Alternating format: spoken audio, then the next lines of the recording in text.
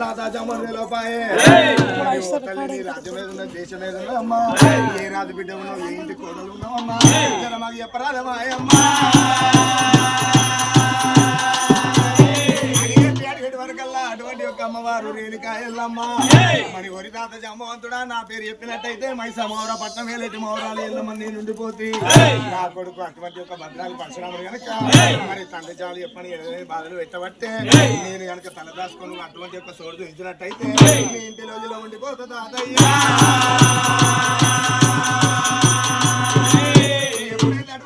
తాత జమ్మని గుండెలకు బిల్లు అంటున్నాయి కాడజాలు జల్లు అంటున్నాయి అమ్మా తల్లి రేణుకాయల్లమ్మ నా ఇల్లు చూసినట్టయితే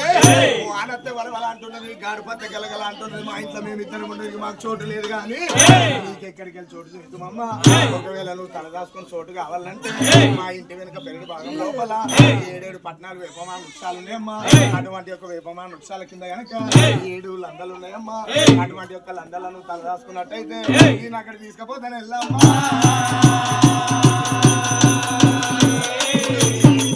అనుకున్నది అమ్మవారు రేణుక ఎల్లమ్మ తాత జమ్మని అనుకున్నది లంద బయటకాడికి ఎప్పుడు ఎరవైందో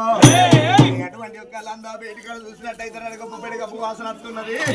ఆనాటి రోజులల్లా లందాలో వీళ్ళకెళ్ళి రడగప్పు పెడగప్పు వాసన ఎందుకు వస్తున్నదంటే ఆనాటి రోజులలో కనుక వెలివాడ పట్టణంలో దేవాన దౌతులకు రాజులకు చెప్పులు కుట్టేయడానికి తోలు తెచ్చి ఎప్పుడైతే వీళ్ళు అందాలు నానబెడుతున్నారు అది రడగప్పు వాసన వస్తా ఉందేమో